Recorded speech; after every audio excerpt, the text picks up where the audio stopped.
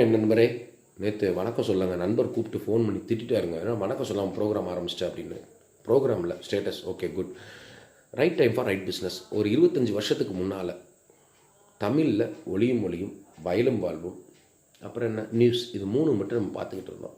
ஆனால் இன்றைக்கி 24 மணி நேரம் நம்மளை ஒரு தனியார் தொலைக்காட்சி உட்கார வச்சிருச்சு. 365 நாள் இந்தியாவில் இன்றைக்கி 20 லாங்குவேஜில் இந்த மொழி ஓடிட்டுருக்கு.